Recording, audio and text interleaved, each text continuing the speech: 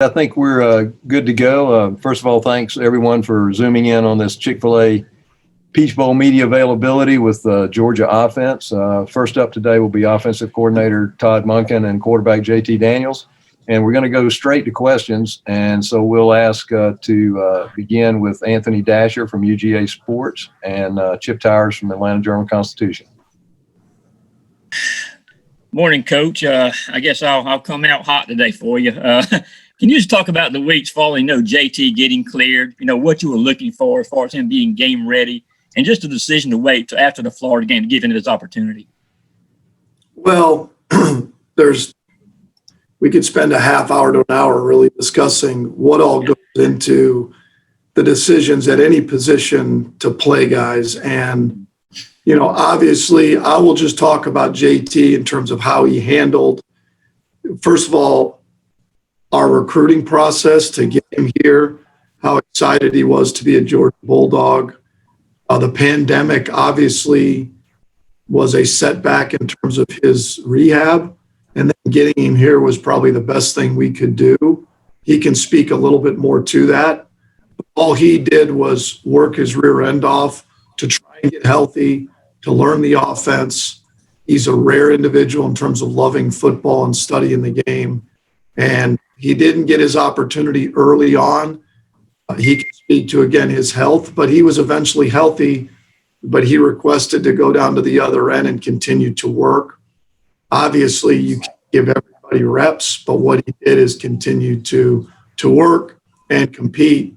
And when his opportunity came, he took advantage of it. Obviously, there's a number of things that I'll be 55 in February that I look back on and think I would have done, should have, could have, would have, maybe done differently, but there's no sense in looking back at that. The moment JT played and prepared, it was time to move forward. And I think he's done a great job, not only before his opportunity, but then since then. Thank you. Yeah, Coach and JT, I'll ask you both. I'm curious as how much you guys have kind of learned about each other, over these past, 4 to 6 weeks plus, how much better do you guys know each other, know what you do well, know what you want to do? Coach Monken first. I think there's a part of any relationship that I do think right away when we met, I do think there was a connection there in terms of what we were looking for and what he was looking for moving forward. So I think that was a really good start. You really don't know anybody when you're in the courtship stage, because we were in the recruiting stage. So obviously I'm different than what I might have been for a few weeks trying to recruit him than when he gets here.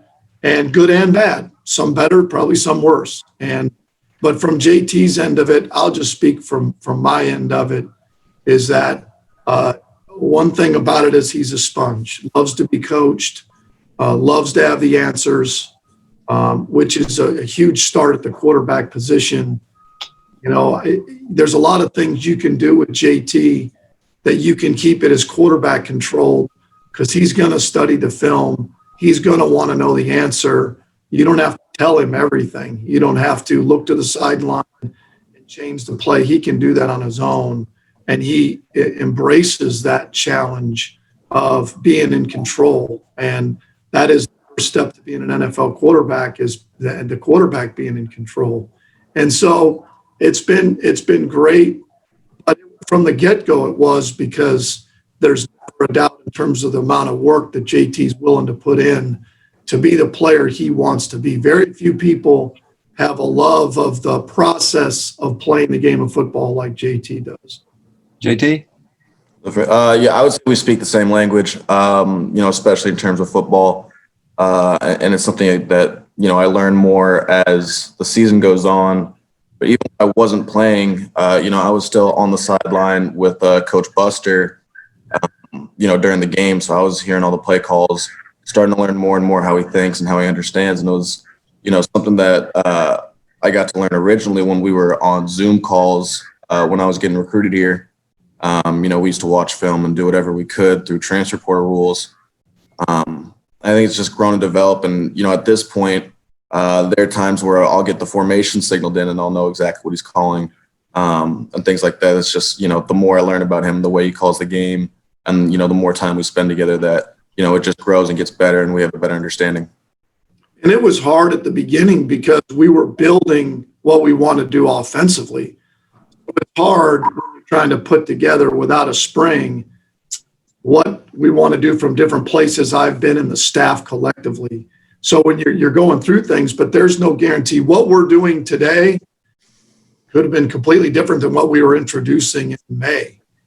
It just is, just where we've evolved as collective staff. So it's been a good, and I think we're only going to get better and get on the same page more and more as the offseason in 2021.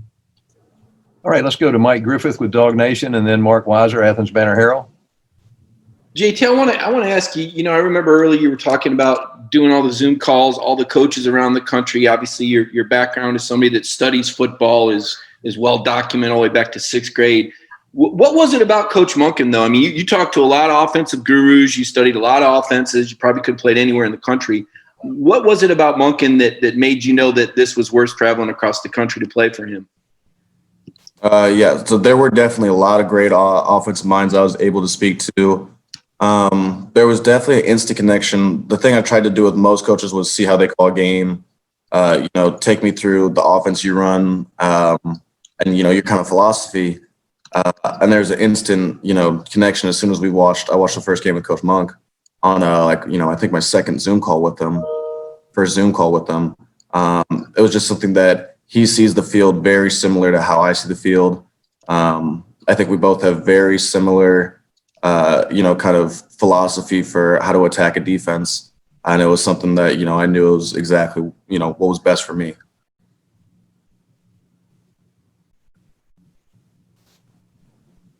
Hey, Todd, you alluded to 2021. I want to ask both you and JT, when you look at the progress the offense has made as the season's gone along, where do you see it going with the number of returners that could be coming back for next season? Well, it's exciting. I did, when I first got here and I saw some of the young skill players, some of the freshman wideouts and the backs that we had, I thought, I think we have a chance to be really good on offense. I don't know when it all comes together as a staff, and when do I do it better for our players?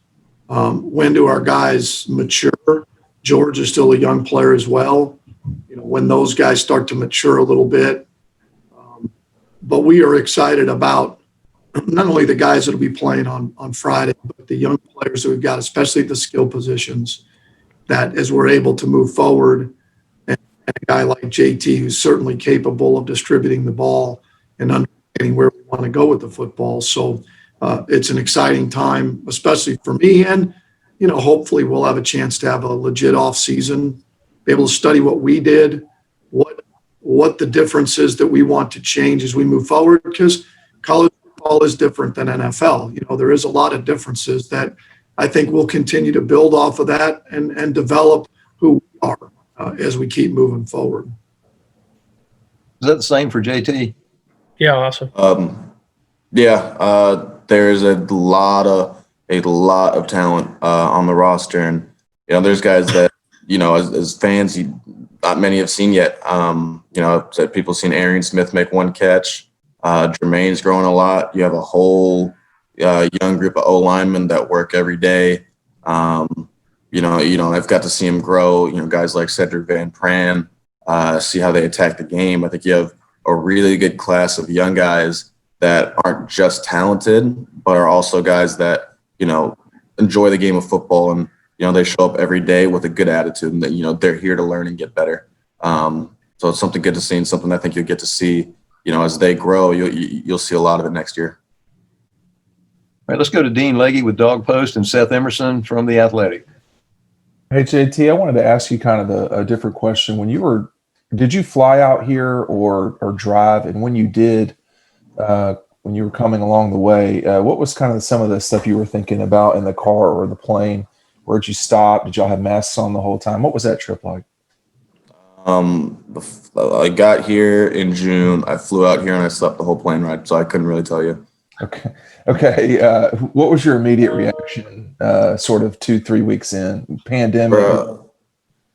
2 to 3 weeks in. I think as soon as I got here, just driving around, you see a lot of Georgia, everything, and that was from Atlanta all the way into Athens. Everywhere you go is Georgia. Everything is football here. And it's something I instantly fell in love with, I think the environment of just the entire state of Georgia, and this is my first time in the state of Georgia. It's something that fits me really well. And that is, there's so much support and community around Georgia football, as a whole. And it was something that instantly grabbed my attention, something that I instantly fell in love with. For Todd, 2 questions, but related to answer together. When the story of your first season at Georgia is written, how much did Jamie Newman's opt-out decision affect what you had planned to do this season, especially when he opted out? And with everything that happened this year, including no spring practice and the QB situation, has the offense you envisioned when you came here been different than what you envisioned? Well, first, let's start with Jamie.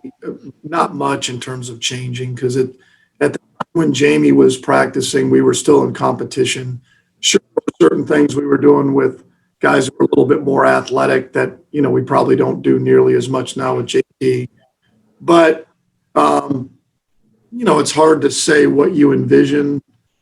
Obviously, it was tough without having spring, and without really, the preparation you'd like. But, at the end of the day, no one really gives a shit. We're in a get-it-done business.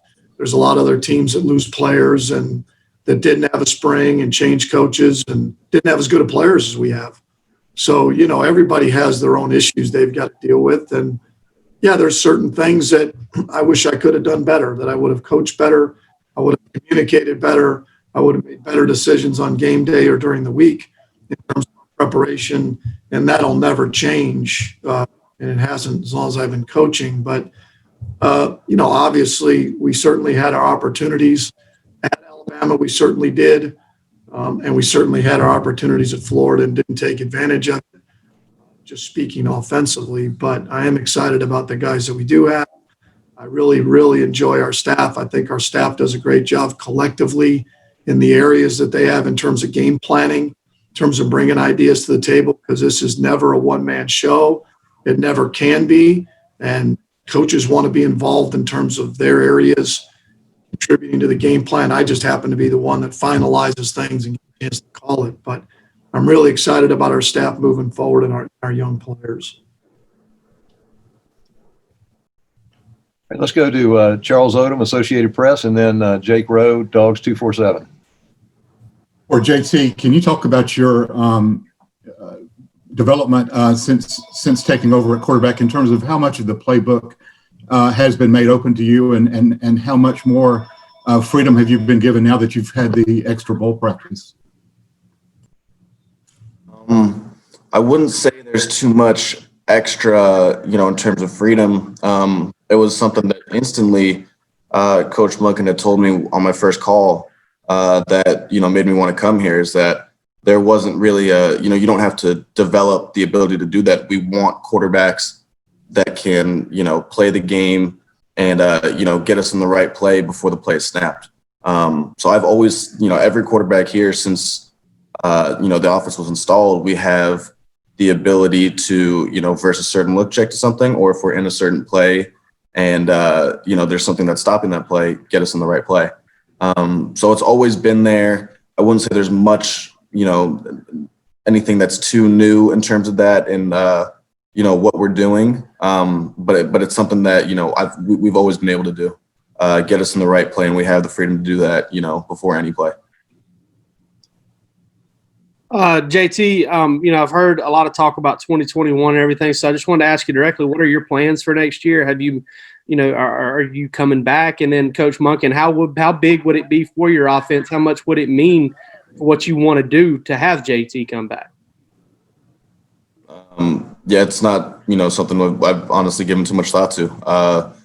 this year's going by fast, and I'm focused week to week. South Carolina, I was focused on South Carolina. Missouri, I was focused on Missouri. Vandy, I was focused on Vandy until that was no more, and then since then, I haven't gone home since I've been in Georgia. I've been here. I was here through Christmas, here through Thanksgiving, and I've been here getting ready for the bowl. Since that Vandy week was over. So I really haven't given too much thought to anything. This week is Cincinnati, and then once the offseason comes, I'll be thinking about the offseason. And I think, very similar wise, it's, I think our guys have done a pretty good job of the task at hand, which is the game this Friday, and join one more game together with this team. We have a number of guys that, it's going to be their last game as a Georgia Bulldog. Obviously, it's been a different year in terms of just off-season, season, travel, how we go about things. So I'm just excited about one more opportunity together with this group come Friday. All right, let's go to Roddy Nabulsi, UGA Sports, and David Pascal, Chattanooga Times Free Press. Coach Monken, can you tell us a little bit about what you expect to get out of Brock Vandegrift now that he's won a state title and he should be headed to UGA to join your quarterback room? And JT Daniels, if you would, just clarify something for me. But you basically committed to Georgia sight unseen. You'd never been to the state, you'd never been to the school, just traveled, just decided, hey, that's where I'm going, just showed up with a backpack and clothes? Coach Smart met my parents before he met me. How did you go about that? Just to say, look, I've never even been to the state, but I'm going to go play ball there. Yeah, location didn't mean anything to me. It was best situation, best team, best staff, and I found all three of those in one school. Did not matter to me where it was. All right, JT got me laughing. I forgot what the question was. Can I get a basically give us a breakdown of what Georgia's getting in Brock Vandegrift? Because there we go. I wasn't like I'd forgotten about Brock, but when I first got here, and I was talking with Kirby, he talked about a quarterback being right down the road, a young man that had been committed to Oklahoma, but was trying to, if he could stay closer to home. I think what you're getting is a high-level competitor. It's one thing being around him, for a young man. He loves to compete. He loves football. He loves the weight room. He played through the back half of their year with an issue with his knee that resolved. So, you talk about someone that, obviously his dad being a coach and being around it his whole life and athletics, and his sisters are athletic and competitive. And so you just love that about him, how much he enjoys the process of being a really good player and competing. To me, that's probably the biggest thing is he's a competitive joker. This is for JT and Todd. Given the way this season has transpired and the way this offense has kind of started to come together, the performances at South Carolina and Missouri, are you disappointed this is the last game? I mean, do you wish you had 4 or 5 more games to kind of see? Because it kind of still feels like this offense is in the development stage right now. JT, you take that first. Yeah, I do feel like we've been really hot. As of lately, I think a lot of young guys have matured, tremendously, from George to Jermaine to Big Warren on the line. There's a lot of guys that have gotten a lot better, and I think you're seeing what that's looking like now. Obviously a little later than we would have hoped. I'd love to play with this team forever. It's an amazing team. I think there's great central leadership. There's a lot of great things to this team, but obviously that's not the case. For me, I'm just focused on giving, Cincinnati, the best we have. It is, as Coach Monken said it a lot this week, and this is the last opportunity to play with this whole team. As much as I'd love to keep going and keep playing with these guys, this is the last one, so we're going to go, give it everything we have. Yeah, it's been an interesting run, over the weeks that we've had, with some games being canceled and who we played, and our guys maturing. And I'll just reiterate what JT said. It's interesting I don't think any given week at a certain point we took for granted that we would play. It got to the point where, certain games are being canceled or moved. And we've been going at it a long time. I mean, since we came back in June, and our players have been off the chart in terms of how they've worked and prepared and understood to control what they can control. It's been a long grind. I mean, it has been for our guys. And, students as a whole, this has not been easy for them. And the enjoyment of a college environment and home games. And, we didn't get our seniors didn't get a home, finale here for senior day. So they've been awesome and been about as good as you could ask from our team to keep working. And it's continued. And I'm just excited about, seeing how we can finish off the year this Friday. Okay, we just got time for one more question. Let's go to Connor Riley, Dog Nation. Hey, Todd, what have you made of the progression of Darnell Washington this year, and how do you go about trying to get tight ends involved in your offense? Well, first of all, Darnell has, from the moment that I saw him, you can certainly see the upside of a big, athletic, tough young man. I mean, you can just see that, what his upside can be as a raw player. And to boot, he is an awesome kid. I mean, he is an awesome kid, always smiling, got a great disposition about him. But it is hard at times because we did have Trey McKitty who came here. And, with Fitz and him and trying to get the guys on the field to maximize their measurable skill set and what they do well as a young player, try not to overload Darnell early on has been difficult. Now, as he's progressed, and we've gotten more and more comfortable quarterback and be calling it in him. Obviously, we tried to get him involved a little bit more at Missouri, as the game progressed. And I do think he's got an unbelievable upside. And it is hard, for our guys because there is really only one ball. So really good running backs. And I promise you, if you ask them, they'd want more touches. And, for a while there, everybody was on my ass about not getting it to George. And, then Jermaine makes some plays and then everybody wants to throw it to Jermaine, and Kieris is doing great. So that's just part of what we do. You're just hopeful that you have enough skilled players to where they have to defend the whole field, and all the players that are on the field are capable of making plays, which I think is a sign of a really good offense. The best offenses have that in terms of weapons of tight ends, wideouts, and running backs, I think, which gives you the opportunity to take advantage of mismatches and make them defend the field. Thanks, Coach Monken. JT, thank you all. You can be excused.